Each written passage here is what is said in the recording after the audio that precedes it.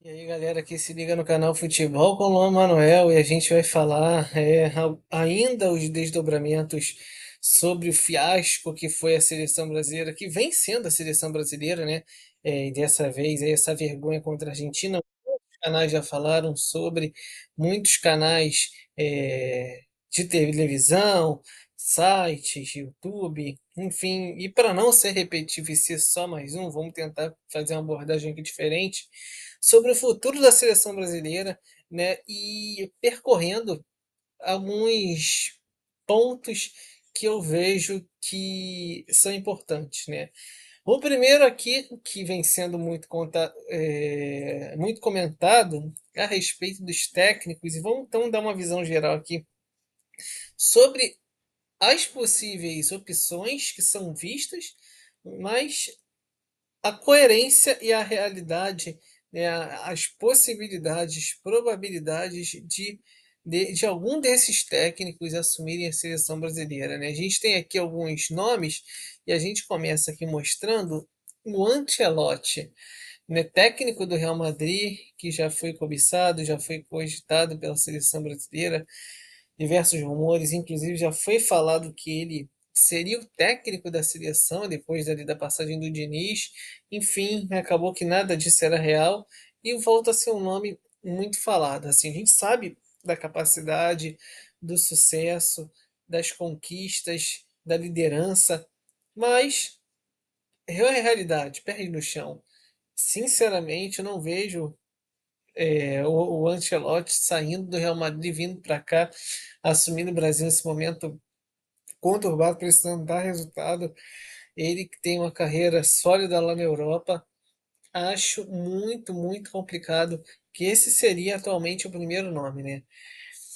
Então, essa é a minha opinião sobre o Carlo Ancelotti. Vamos falar para o segundo nome aqui, que é o Jorge Jesus, técnico que fez muito sucesso no futebol brasileiro com o Flamengo, né? Aquele time lá começou em 2019, depois ele saiu, é, voltou a fazer muito sucesso agora lá na Arábia, né, com o Al Hilal, ficou aí inúmeros jogos, dezenas de jogos sem perder. É um técnico experiente, mas é um técnico que, assim, tem coragem, né? Eu acho que tem um técnico que vai colocar a cara dele, é um técnico que vai conseguir imprimir um estilo de jogo. Se vai ser bem sucedido ou não, não sabemos. Mas eu acho que é um cara que tem um estilo que o Brasil precisa, né? Um técnico que joga para cima, que bota os caras para marcar lá na frente, que quer sempre o máximo. Eu acho que esse seria hoje um nome mais interessante para a seleção brasileira em relação a o que ele pode gerar de resultado e a viabilidade dele vir, sair do clube onde está, enfim, em várias situações, e aceitar. Eu acho que esse é o técnico número um aí para a seleção brasileira. A outra opção seria o Felipe Luiz, sim, é um técnico muito novo, que faz uma escola mais ou menos bem semelhante aí do Jorge Jesus, né, com características, claro, perfis um pouquinho diferentes de lidar, de condução do time, mas eu acho que por ele estar numa carreira tão cedo ainda, né, está se firmando, apesar de já mostrar um excelente trabalho, mas precisa conquistar títulos, mais títulos pelo Flamengo, né? Já vem conquistando, apesar de ser muito jovem, nem um ano de, de técnico pelo time, conquistou também na própria categoria de base pelo Flamengo, Libertadores, mas eu acho que precisa se consolidar. Ele mesmo já vem se mostrando, se posicionando dessa maneira. Acho difícil assumir a seleção, tendo que voltar a jogar bem, ir para a Copa do Mundo, fazer uma boa Copa e Copa do Mundo, assim, é tiro curto.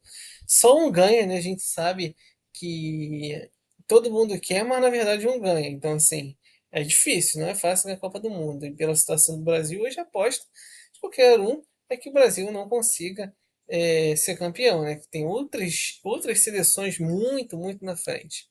Outro técnico seria Abel Ferreira, técnico já foi melhor visto no futebol brasileiro.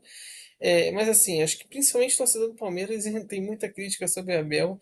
Eu gosto muito desse técnico, mas eu não sei. Eu acho ainda que hoje a cara da seleção seria o Jorge Jesus. né? Seria o Jorge Jesus pelo estilo dele, mas é um técnico que sabe arrumar muito bem os times por onde passa. E em relação à seleção brasileira, é um técnico que também já está na fase ali próxima do fim do Palmeiras, né? No ano passado tinha até dúvida se ficaria, não ficaria, renovou, né? Ganhou um salário altíssimo, mas é um cara que já está desgastado, daqui a pouco vai sair. Eu não sei para onde, mas ele vai sair do Palmeiras. Talvez seria uma boa saída para a seleção brasileira.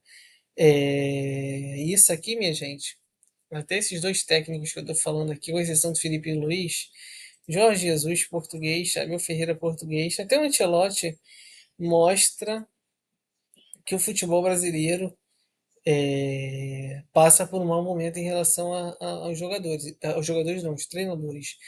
Né? A gente vai falar de jogador ainda, mas passa por um mau momento. Por quê? Não tem técnico a nível de seleção, teria o Dorival, tem agora o Felipe Luiz, que não é muito promissor, né? Mas para gerar esse resultado, um técnico muito novo, o Dorival, que seria aí um dos técnicos campeões no país, não conseguiu colocar a seleção para jogar. As outras opções seriam Guardiola, que eu acho muito difícil, e o Renato Gaúcho também, que não curto o estilo dele para a seleção brasileira, acho que ele não conseguiria render o suficiente para pegar essa pressão toda. Eu acho que precisaria de um técnico que tem feito trabalhos melhores, trabalhos mais positivos, como é o caso do Jorge Jesus e do Abel Ferreira, que é um estrategista, um cara super inteligente, estudioso do futebol. Então, dito isso, assim, falando, terminando sobre o técnico e dizendo essas duas opções, eu falo um pouco sobre o time, né, principalmente em relação a esse time que perdeu da, da Argentina.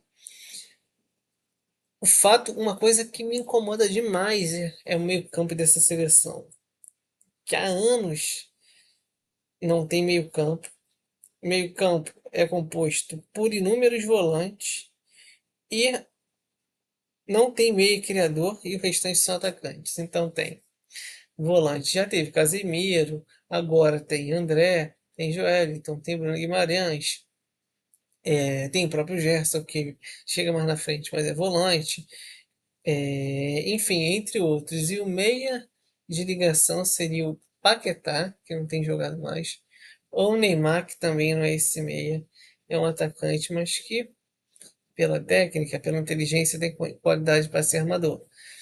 E o restante, números atacantes: Matheus Cunha, Vinícius Júnior, Rodrigo, Rafinha, enfim, outros que já passaram, Martinelli, Richarlison, enfim, tantos outros atacantes que eu até acho que posso ter esquecido aqui de falar, mas a gente não tem um meia criador. Não tem o Arrascaeta, não tem o De La Cruz, não tem o Enzo Fernandes, não tem o Depou, não tem o McAllister, não tem nem volantes que conseguem fazer um papel de um meia criativo.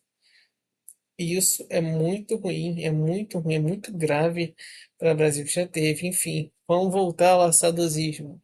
Ronaldinho Gaúcho, Rivaldo, Zé Roberto, enfim, tantos outros não tem. Eu acho que esse é um dos pontos dessa carência e o futuro da seleção brasileira, pelo menos para a Copa do Mundo, é algo muito delicado. Foi falado de Matheus Pereira, a gente já falou de Rafael Veiga, outros nomes que até jogam no futebol brasileiro, jogam fora, sei lá, até o Oscar, Lucas, mas ninguém chega aos pés dos melhores meio-campos do mundo, até a Argentina, fora o Messi, enfim, a França tem, a Alemanha tem criado, e o Brasil não tem. Isso é muito complicado.